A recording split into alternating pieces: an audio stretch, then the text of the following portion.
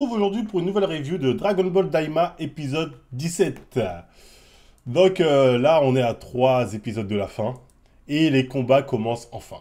Les combats commencent enfin.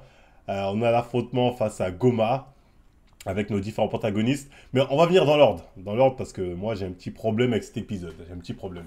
L'épisode dernier j'en ai pas parlé parce que je me suis dit bon allez, ils prennent leur temps comme d'hab, il faut sauver Dende, un truc un peu bidon. Allez, on n'est pas exigeant, on prend. Mais cet épisode, je m'attendais à de la vraie bagarre. Donc on a Goku qui décide de se battre avec Majin Ku ou Majin Buu, je sais pas lequel, là, le gros. On voit que Goku il encaisse, il tanque les coups, il rend les coups, alors qu'il est en SSJ, il est même en CJ, même au début il est en forme normale. Donc là déjà moi je me dis, il y a un problème. Parce que même Majin Buu, on l'a vu rouler un Tagonami là, je sais pas quoi, Tagamushi, je sais pas quoi là, les robots qui gardent les Dragon Ball. Et eux, on sait qu'ils sont à peu près à niveau SSJ2. Donc normalement, il aurait dû one-shot, tu vois. Il aurait dû one-shot Goku qui est pas transformé, il aurait dû one-shot. Car dans Dragon Ball, c'est comme ça que ça se serait passé. Là, Goku rend les coups, il fait des chorégraphies. En fait, j'ai l'impression que dans Daima, on nous vend l'animation. Tu vois, on nous dit, l'animation est cool. Regarde, mais Goku, regarde, il bouge. C'est bien. Mais vendez-nous un peu de sérieux aussi, tu vois. On veut un peu de sérieux. Donc après, il se met en SCJ. Bon, ça rend les coups vite fait. Même en SCJ, pour moi, c'est pas assez. Moi, je m'attendais au minimum à ce qu'il soit SCJ2. Au minimum. Il n'y a même pas ça. Il n'y a même pas d'SCJ2. Donc pourquoi pas. Bref, le combat est interrompu par l'arrivée de Goma. Donc Goma, il avait l'air nul à chier, hein. Mais depuis qu'il a mis son troisième œil, le mec, il a un niveau Broly des bestes. Le mec, je veux bien que le troisième œil, c'est un truc qui te cheat. Mais là, je veux dire, c'est un niveau quand même. Après, pourquoi pas? Pourquoi pas? Pourquoi pas? Ça multiplie ta force ou tes capacités. Voilà, niveau Beerus limite. Après, pourquoi pas? Donc, il commence à se rouler avec tout le monde, hein.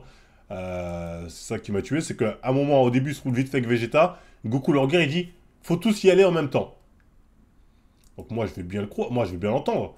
Mais d'abord, je me dis pourquoi Goku et Vegeta se mettent pas en SCJ? Tu sais, ils le savent, ils le voient que le mec est puissant. Il le dit.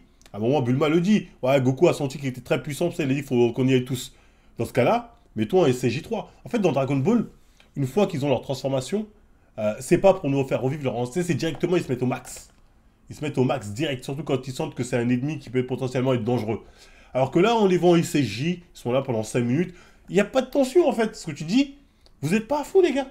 Vous n'êtes pas à fond. Donc c'est joli. L'animation est jolie, tatati, mais il n'y a pas de tension. Il n'y a pas de tension et moi, ça me frustre. Ça me frustre ce que je me dis. Je sais pas, tu me prends un peu pour un con. En fait, tu me prends pour un con et j'aime pas trop ça. Bref, et c'est à la fin de l'épisode où Goku, il décide d'un coup comme ça de se mettre en SSJ3. Voilà, au bout d'un moment, il est là, il dit bon, allez, plus le choix, SSJ3.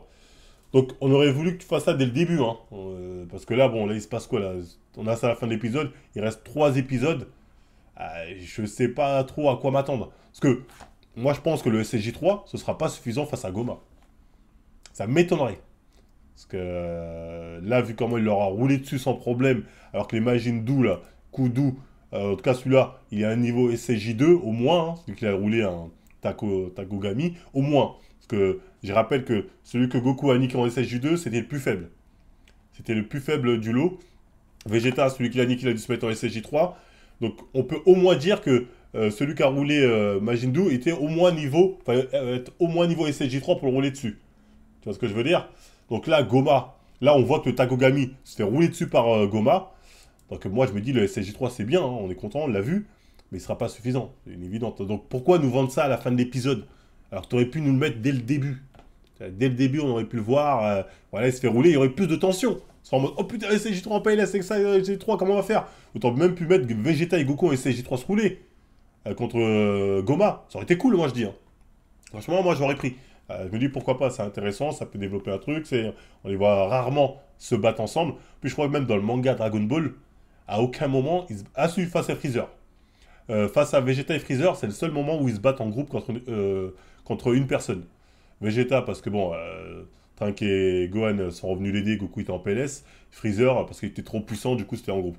Donc, bon, c'est pas inédit, mais je sais pas, quand tu regardes, quand ils sont plusieurs sur Vegeta ou sur Freezer, tu sais, il y avait une manière d'amener le truc qui fait que c'était cool.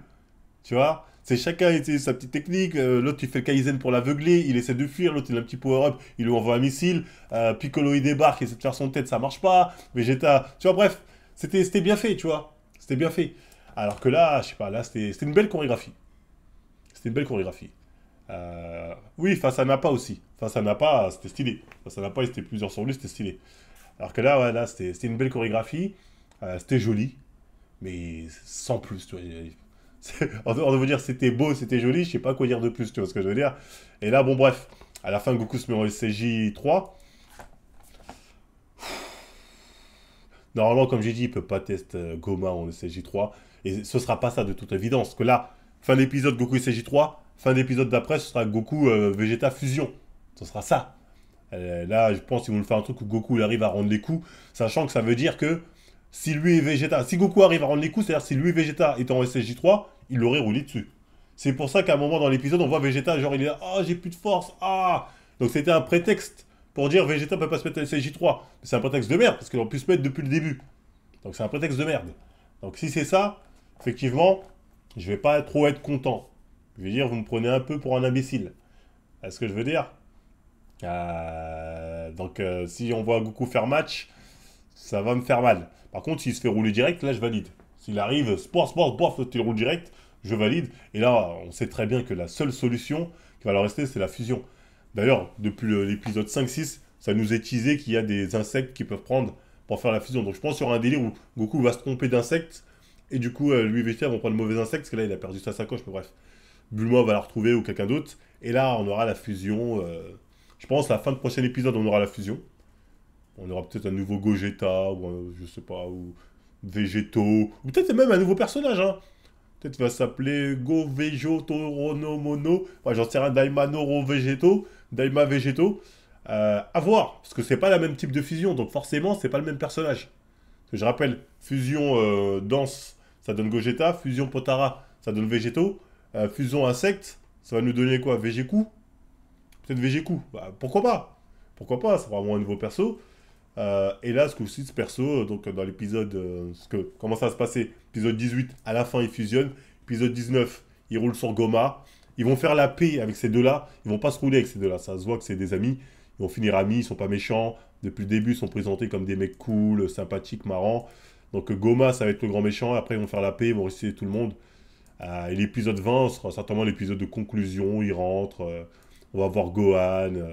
Bon, ce serait un peu fade, si c'est ça, on va pas se mentir, ce serait un peu fade.